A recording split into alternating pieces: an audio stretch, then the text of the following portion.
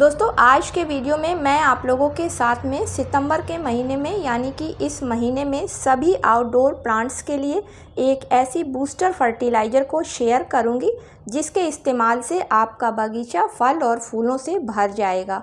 तो इस फर्टिलाइज़र को किस तरीके से तैयार करना है और फिर तैयार करने के बाद में पौधों में कितनी मात्रा में और कब देना है, तो ये आज के वीडियो में आगे देखेंगे। नमस्कार दोस्तों, मेरे YouTube चैनल पर आप सभी लोगों का हार्दिक स्वागत है। तो दोस्तों, बरसात के मौसम में तेज़ बारिश और कम धूप की वजह से पौधों की ग्रोथ और फूलों की संख्या कम हो जाती है तथा जो फूल आते हैं उनकी साइज़ छोटी हो जाती है। लेकिन जैसे ही सितंबर का महीना लगता है और धूप बराबर पौधों पर लगने लगती है, वैसे वैसे पौधे अपनी ग्रोथ को स्टार्ट कर देते हैं। लेकिन इस समय उनके पास न्यूट्रिशन नहीं होता है क्योंकि उनका सारा न्यूट्रिशन पानी में बह चुका होता है। जब कई कई दिन लगातार बरसात होती रहती है तो गमलों में पानी भर जाता है और मिट्टी के सारे पोषक तत्व इसी पानी के साथ में ड्रेनेज होल से बाहर निकल जाते हैं, जिसकी वजह से पौधे को न्यूट्रिशन नहीं मिल पाता है। तो आज इसी न्यूट्रिशन को पूरा करने के लिए इस फर्टिलाइज़र को मैं आप लोगों को बना के दिखाऊंगी और इसको इस्तेमाल करने से आपके पौधे की रुकी हुई ग्रोथ और उस पर रुके हुए फ्लावरिंग फिर से स्टार्ट हो जाएगी। तो चलिए देखते हैं कि इस बूस्टर फर्टिलाइज़र को किस तरीके से तैयार करना है। तो फ्रेंड्स, इसको आप अपने बगीचे में पौधों के अनुसार तैयार कर सकते हैं, लेकिन मैं यहाँ पर आपको 1 लीटर लिक्विड बनाकर दिखाऊंगी और इसी को सॉलिड रूप में भी आपको बना के दिखाऊंगी। तो चलिए फिर सबसे पहले स्टार्ट करते हैं कि इसके लिए हमें किन चीज़ों की ज़रूरत पड़ेगी। तो पहली चीज़ हमको वर्मी कंपोस्ट खाद को लेना है। तो वर्मी कंपोस्ट खाद में nitrogen, phosphorus, potassium, calcium, magnesium के साथ में बहुत से ऐसे पोषक तत्व पाए जाते हैं जिसका कि इस्तेमाल जब पौधों पर किया जाता है तो पौधों की ग्रोथ काफ़ी अच्छी हो जाती है। साथ में पौधों का जो रूट सिस्टम बरसात की वजह से कमज़ोर हो चुका होता है वो मजबूत हो जाता है। तो इतनी फर्टिलाइज़र को हम तैयार करने के लिए यहाँ पर 100 ग्राम वर्मी कंपोस्ट खाद को ले रहे हैं। अब इस बूस्टर फर्टिलाइज़र को तैयार करने के लिए दूसरी चीज़ हमको केले के छिलकों की ज़रूरत पड़ेगी। तो फ्रेंड्स, केले के छिलके यहाँ पर ताज़े नहीं लेने हैं क्योंकि ताज़े केले के छिलकों के इस्तेमाल से अक्सर पौधों की मिट्टी में चींटियाँ या फिर फंगस लग जाती है। तो सूखे केले के छिलकों का इस्तेमाल करना है और अगर आप इसको पाउडर रूप में फर्टिलाइज़र को तैयार कर रहे हैं तो उसके लिए आपको केले के छिलकों को सुखाकर उसका पाउडर बना लेना है, उसको इस्तेमाल करना है। और अगर लिक्विड तैयार कर रहे हैं तो उसके लिए आपको केले के छिलकों को अच्छी तरीके से सुखा लेना है। सुखाने के बाद में फिर उन छिलकों का इसमें इस्तेमाल करना है। तो केले के छिलकों में भी बहुत अधिक मात्रा में potassium, phosphorus, magnesium, sodium, iron और विटामिन्स पाया जाता है और इसका पौधों पर इस्तेमाल करने से पौधे में फ्लावरिंग जल्दी स्टार्ट हो जाती है।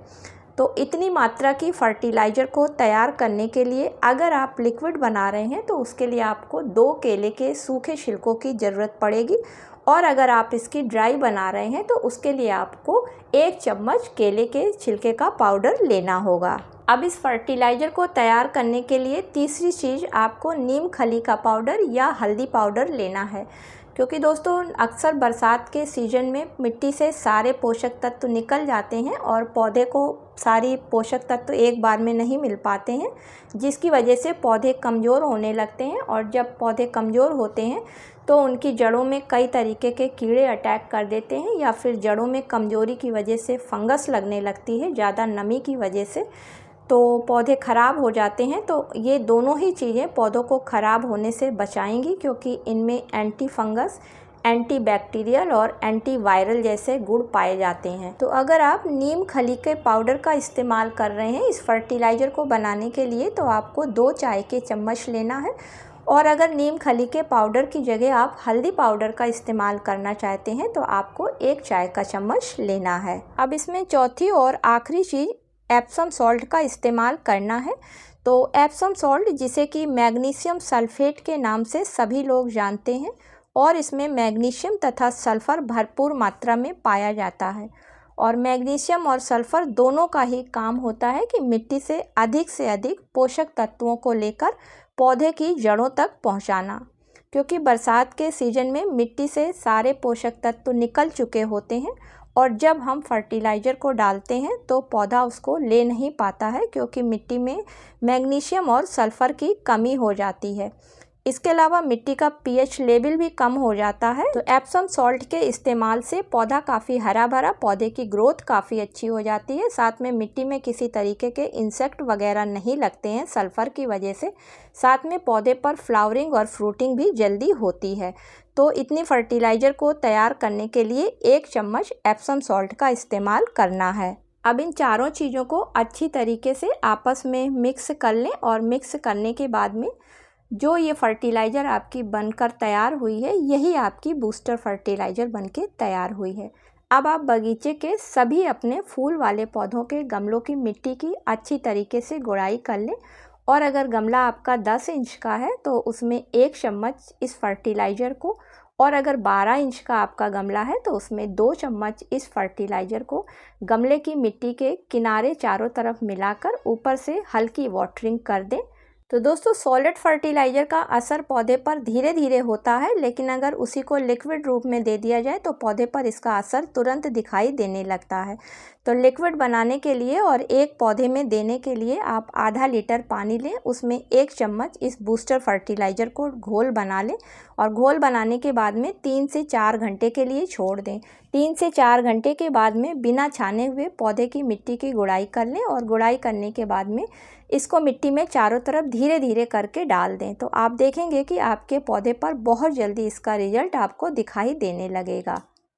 तो इस बूस्टर फर्टिलाइज़र का अगर आप 10 से 15 दिन के अंतर पर अपने बगीचे के सभी प्रकार के फूल वाले फल वाले पेड़ों पर करते हैं तो आपके पौधों के रुकी हुई ग्रोथ स्टार्ट हो जाएगी। साथ में आपका पौधा काफ़ी हरा और घना हो जाएगा। इसके अलावा आप देखेंगे कि उसमें जो कलियां अभी तक नहीं आ रही थी, उन पौधों पर कलियां भी बननी शुरू हो गई हैं।